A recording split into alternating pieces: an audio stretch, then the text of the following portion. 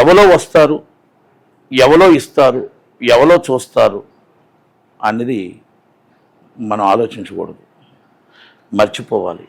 Cinema industry అనేది ఎలాగుంటుందంటే sir నమస్తే sir. నమస్తే సార్ కమెడియన్ క్రిష్ వెంకట్ గారు మరణించారు.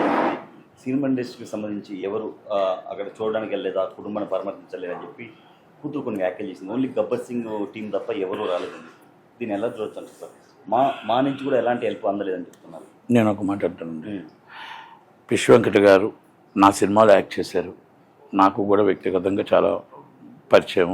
ఎందుకంటే శ్రీహరి గారు మేమంతా 30 సంవత్సరాలు కలిసి ఉన్నాం కాబట్టి ఆయన కోసం నాకు పరిచయం ఉంది. అయితే ఒకటి, క్రిష్ వెంకట్ గారు చనిపోవడం ఇండస్ట్రీకి, అలాంటి వ్యక్తి చనిపోవడం బాధాకర విషయం. వాళ్ళ కుటుంబాన్ని నా సంతాపం తెలియజేస్తున్నాను.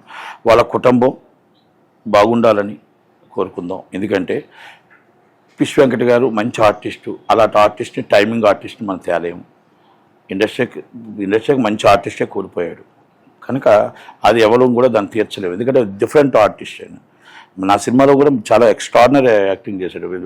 130 years రుద్వి కానీ వీళ్ళందరూ కూడా అలా 4-5 సినిమాలు నా దాంట్లో కూడా చేశాడు. అయితే నేనేమంటున్నానంటే ఎవరో వస్తారు, ఎవరో ఇస్తారు, ఎవరో చూస్తారు అనేది మనం ఆలోచించకూడదు, మర్చిపోవాలి. సినిమా ఇండస్ట్రీ అనేది ఎలాగుంటుందంటే ఈజ్ అ బిజీ ప్రపంచం. ఈ బిజీ ప్రపంచంలో ఎవరి దారి వాళ్ళది, ఎవరిది కష్టాలు వాళ్ళవి. ఎవరు ఈరోజు అయిపోయిందంటే రేపు ఇంకొకసారి ఆలోచిస్తారే తప్ప ఒకళ్ళ కోసం ఒకళ్ళు ఆలోచించరు అనేది ఒకటి. రెండోది, ఇక్కడ నియర్ బై ఫిలిం నగర్, ఈ నియర్ బై ఉన్నారనుకోండి, ఈ కృష్ణానగర్, ఇవన్నీ నియర్ బై ఉంటే వాళ్ళకి అక్కడ ఏమైనా జరిగితే గ్రూప్స్లో కానీ ఏమైనా అసోసియేషన్లో కానీ ఏమైనా ఉంటే వాళ్ళు అక్కడ రావడానికో ఒకళ్ళు రికమెండ్ చేసుకొని వస్తారు. క్రిష్ వెంకట్ గారు ఏంటంటే గబ్బర్ సింగ్ బ్యాచ్తో కలిసి ఉన్నారు. వాళ్ళ బ్యాచ్ దాకా వాళ్ళ పాపం రాత్రనక పొగలనక కూడా వాళ్ళు వచ్చున్నారు. అయితే ఆయన ఇల్లు అక్కడ దూరం అడ్డగుట్ట పార్సుగుట్ట ఏదో ఉంది ఇల్లు. అయితే ముసారాబాద్లో ఉండేవాడు ఆయన. ఆ ఇల్లు అంటే ఆయన షాప్ అదంతా ఉండేది, ఫిష్ అదంతా అక్కడ. అయితే అక్కడికి వెళ్ళలేదు, రాలేదు చూడటానికి అనేది మన ఎవరి ఇష్టం వాళ్ళది. దాన్ని మనం ఎవరిని ఎందుకు రాలేదని అంటానికి లేదు.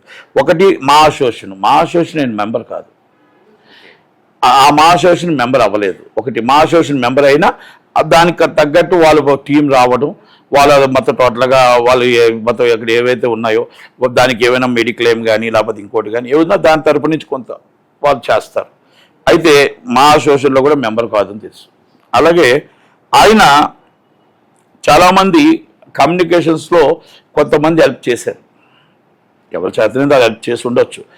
ఈ ఎంత చేస్తే బయట చెప్పినవన్నీ కొన్ని అబద్ధాలు ఉండొచ్చు, కొన్ని నిజాలు ఉండొచ్చు. మనం ఏమీ దాన్ని అందుకని ఆ ఫ్యామిలీ మెంబర్కి ఎవరు ఇచ్చారో తెలుస్తుంది కానీ మనకేం తెలుస్తుంది. కనుక ఎవరైనా ఇచ్చామన్నారు, ఇచ్చారు, ఎంత ఇచ్చారు, ఏమి హెల్ప్ చేశారు. ఇప్పుడు శ్రీనివాస్ యాదవ్ గారు హెల్ప్ చేశారు, మైనంపాల్ గారు హెల్ప్ చేశారు. ఎవరెవరు చేశారో మనకు తెలియదు కానీ కొంతమంది చేశారు. అదే అంటే నేను అంటాను, హీరో గారు ఇచ్చారా లేకపోతే చిరంజీవి గారు ఇచ్చారంటారు, ఇవ్వలేదండి. ఇప్పుడు ఏమైనా తెలిస్తే అంటే ఒకటండి, తెలిస్తే పవన్ కళ్యాణ్ గారు ఫస్ట్ ఇచ్చే వ్యక్తి, తెలిస్తే చిరంజీవి గారు ఫస్ట్ ఇచ్చే వ్యక్తి. అలా కొంతమంది ఉదయం లెగిస్తే ఏమైనా ఉంటే హెల్ప్ చేసే వ్యక్తుల్లో మెగా ఫ్యామిలీ ఉంది, కొనిదల ఫ్యామిలీ ఉంది. అలాగే అక్కడ మనకి కమ్యూనికేషన్స్ గ్యాప్స్ కూడా ఉన్నాయి. ఇక్కడ ఇప్పుడు గబ్బర్ సింగ్ బ్యాచ్కి ఎవరు తెలుసో వాళ్ళకే ఫోన్ చేసి ఉంటారు. ఇప్పుడు నాకు చేశారనుకోండి, నాకు మీరు తెలుసో నేను మీకు ఫోన్ చేస్తాను. అలాగా మీడియా బాగా హెల్ప్ చేసింది కానీ ఎవరికెవరు రావటానికో లేకపోతే కమ్యూనికేషన్ చనిపోయిన తర్వాత ఎవరు వెళ్ళాలి వెళ్ళకూడదని ఎవరికి అంత కమ్యూనికేషన్స్ లేవనేది ఒకటి చెప్పుకోవచ్చు. రెండోది, ఇంకోటి ఏమంటానంటే వస్తారు వాళ్ళు చూస్తారు అన్నది మర్చిపోండి. యాక్టింగ్ చేసిన దాకా మనకు అందరూ మాట్లాడుతున్న దాకా, ఉదయం లెగిస్తే 2 రోజులు 3 రోజుకి మాట్లాడుకున్న దాకా మనకు అందరూ పరిచయమే. ఆ 10 రోజులు మన నెల రోజులు గ్యాప్ ఇచ్చామంటే యాక్టింగ్లో మీరు ఎవరో మనకు తెలియదు, అది ఎవరో మనకు తెలియదు. మనం గేట్ కాడికి వస్తుంటే గేట్ కాడ కూడా హాయ్ అంటారు, హాయ్ అని వెళ్ళిపోతారు. ఇప్పుడు నేను ఇన్ని సినిమాలు తీశాను కదా, 2010లో తీశాను, 12లో తీసాను, 13. ఇప్పుడు నన్ను కూడా గుర్తుపట్టకపోవచ్చు మేబీ. అంటే నేను మాతో మీడియాలో ఉంటాను కాబట్టి ఉండొచ్చు, లేకపోతే యాక్టివ్గా నేను ఛాంబర్లో ఉంటాను కాబట్టి ఉండొచ్చు. కానీ నేను అదంతా నన్నే నవ్వచ్చు, లేకపోతే మిమ్మల్ని ఎవరినే నవ్వచ్చు. కానీ ఎవరో వస్తారు ఎవరో చూస్తారు అనేది మాత్రం దయచేసి ఫ్యామిలీ మెంబర్స్ ఎవరు గుర్తుపెట్టుకోకండి. మన కష్టం మంది, మన బాధ మంది. పెద్ద దిక్కు ఇంట్లో ఉన్నంత వరకనే, ఆయన పెద్ద దిక్కు ఒకవేళ చనిపోతే ఎవరు కూడా పట్టించుకోరు, ఎవరు పలకరించరు అనేది మాత్రం మనం తెలుసుకోగలగాలి. నాట్ ఓన్లీ పిస్ వెంకట్, ఎవరైనా సరే ఇది ఒక్కటి తెలుసుకోగలగాలి. ఇప్పుడు అతను మాలో సభ్యత్వం లేకపోతే మరి ఎలా ఇన్ని సినిమాలు నటించారు సార్? మాలో కాదండి, ఎవరు యాక్టింగ్ వస్తే చాలు, మీరు మెంబర్షిప్ అవ్వాలని రూల్ ఏం లేదు.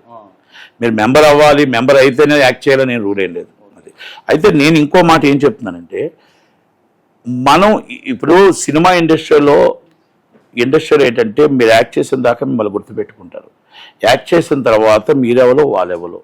ఒకవేళ చనిపోయిన తర్వాత ఎవరైనా రెగ్యులర్గా వాళ్ళతో రిలేషన్షిప్ ఉన్న వాళ్ళు వస్తారండి. రిలేషన్షిప్ లేని వాళ్ళు రారండి. ఎందుకంటే రారు అని నేను అనట్లేదు, ఎవరికైనా ప్రేమ ఉంటే రావచ్చు, లేకపోతే రాకపోవచ్చు. కానీ ఒకటి మాత్రం మనం గుర్తుపెట్టుకోవాల్సింది ఏంటంటే, మనల్ని ప్రేమించేవారు గొప్పవాళ్ళు, మన దగ్గరికి వచ్చేవాళ్ళు గొప్పవాళ్ళు. రాని వాళ్ళ కోసం మనం ఆలోచించద్దు. ఓకే, మీ ఇండస్ట్రీలో మీ బాధ మీకు ఉంటుంది. ఎందుకంటే ఇండస్ట్రీలో మా నాన్న 100 సినిమాలు చేశాడు, 100 సినిమాలు చేసినా కూడా ఇండస్ట్రీ మమ్మల్ని గుర్తించలేదు అంటే, పిస్ వెంకట్ గారు అక్కడ రెగ్యులర్గా అందరినీ కలకపోవడమో, లేకపోతే ఈ హీరోలు మరి కలకపోవడమో, లేకపోతే రిలేషన్షిప్ మెయింటైన్ చేయకపోవడం ఏదో జరిగి ఉండొచ్చు. ఎందుకంటే నాకు కూడా కలిసి దాదాపు 5 సంవత్సరాలు అయింది. నాకు పిస్ వెంకట్ కలిసి కూడా 6 సంవత్సరాలు అయింది. అది ముసిరాబాద్తో కలిసాడు ఒకసారి, నేను వెళ్తే కలిసి చాలా చెప్పి మాట్లాడుకున్నాం. ఏదైనా ఫిష్ పంపిస్తాను, అది పంపిస్తాను, ఏదో అది అని చెప్పారు. ఓకే, ఆ బోనాలు అని చేస్తాం, ఇదే బోనాల టైమే కలిసాడు. అంటే ఎందుకు చెప్తానంటే మాట, రిలేషన్షిప్ మెయింటైన్ ఉండకపోవచ్చు. అయితే ఒక్కటి మాత్రం నేను ఒకటి చెప్తానండి, నాట్ ఓన్లీ సినిమా ఫీల్డ్, ఎవరైనా సరే గొప్పవాడు డబ్బు చూస్తాడు, పేదవాడు ప్రేమ చూస్తాడు. పేదవాడు ప్రాణం చూస్తాడు, గొప్పవాడు వచ్చి నాకు డబ్బే ముఖ్యం అనుకుంటాడు. గొప్పవాడు 100 రూపాయలు తీసి ఇవ్వడానికి 100 సార్లు ఆలోచిస్తాడు. నేను సినిమా ఫీల్డ్ కోసం చెప్పట్లేదు. పేదవాడు ఆ ప్రాణం నాకు కావాలి, ఆ ప్రాణం నిలబెట్టాలని 10 మంది సంపాదించిన దాంట్లో 10% 20% ఎత్తుక్కొని మరి ఆ డబ్బు ప్రాణం కాపాడుదామని చూస్తాడు. పేదవాడు అందుకనే పేదవాడు చనిపోతే 1000 మంది వస్తారు, గొప్పవాడు చనిపోతే కొంతమందే వస్తారు. గొప్పవాడికి డబ్బు మీద ప్రేమ, పేదవాడికి ప్రాణం మీద ప్రేమ. అక్కడ ఉన్న పక్క వ్యక్తి, మన వ్యక్తి చనిపోతున్నాడే, మన వ్యక్తిని కాపాడాలి, మన వ్యక్తిని ఆకలితో ఉన్నాడే, ఆకలితో మనం తిన్న దాంట్లో కొంత పెడదామని ఇది మనం లేనివాడు చూసేది. అందుకే అంటారు మన బస్తీలోనంట మొత్తం ఎవరికైనా ఏమైనా 100 మంది వస్తారు. అదే గొప్పవాడికి ఏం జరిగితే ఎవరు రారు, తెలియదు అసలు. ఎందుకంటే డబ్బే ఆయనకి ప్రాధాన్యత, ఆ డబ్బే ఉంటుంది. అది అంటే ఇది ఒక్కటి మాత్రం నాట్ ఓన్లీ సినిమా ఫీల్డ్. ఈరోజు నేనైనా సరే, రేపు నా పిల్లలు ఎక్స్పెక్ట్ చేయొద్దు, రేపు ఇంకో ఎవరైనా సరే మన సినిమా నుంచి వస్తారు, ఎవరో వస్తారు ఏదో చేస్తారు, ఎవరో వస్తారు ఏదో ఇస్తారు, ఎవరో వస్తారు ఏదో హెల్ప్ చేస్తారు అనే మాట మర్చిపోండి, అసంభవం. మనం సంపాదన గొప్పది, మనం తెచ్చుకున్నది గొప్పది.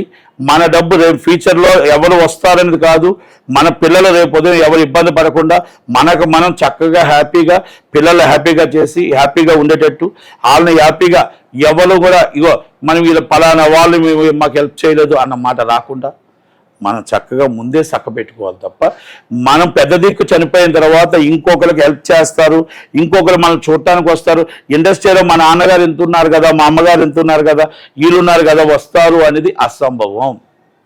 నాట్ ఓన్లీ ఎవరు బిజీ వాళ్ళది, ఇది ఒక బిజీ ప్రపంచం, ఇది ఒక సినిమా ప్రపంచం. ఈ సినిమా ప్రపంచంలో ఒకరు చనిపోతే ఆ ప్లేస్లో ఇంకొక మెంబర్ వస్తారు, అంతే. అదో ఆలోచించుకుంటారు తప్ప ఎవరు వస్తారు అయ్యో పాపం అని చెప్పి ఒక అరగంట ఆలోచిస్తారు. మీరు పెద్ద డైరెక్టర్లు చనిపోతే వాళ్ళ పిల్లలు ఎక్కడున్నారో తెలియదు, ప్రొడ్యూసర్లు చనిపోతే వాళ్ళ పిల్లలు ఎక్కడున్నారో తెలియదు. ఫస్ట్ డే నాడు ఎవరో ఒక 10 రోజులు 5 రోజులకు ఆ హీరోతో ఎన్నో సినిమాలు లైఫ్ ఇచ్చి ఉంటారు ఆ హీరోకి. ఆ పిల్లలు వాళ్ళు వెళ్తే ఏం చెప్తారో తెలుసా, చెప్పకుండా అమ్మా అని చెప్తారు. 2వ రోజు వెళ్తే ఏం చెప్తారు సార్, గొరకాకి ఆ లోనికి రానివద్దని చెప్తారు. ఈ నైజం నడుస్తుంది. Yes, perfect. కనుక దయచేసి మనం ఏమంటున్నాం అంటే, మనది మనం గొప్ప వాళ్ళమి, ఎవరిదో వస్తుంది ఎవరిదో చేస్తుంది, ఎవరో ఇండస్ట్రీ నుంచి వస్తారన్నది. మీ నాన్న చాలా గొప్పవాడమ్మా, మీ నాన్నకు అందుకే గొప్పవాడు కాబట్టి 1000 మంది జనం వచ్చారు, 1000 మంది నేను ఊరేగింపుగా వెళ్ళారు తల్లి.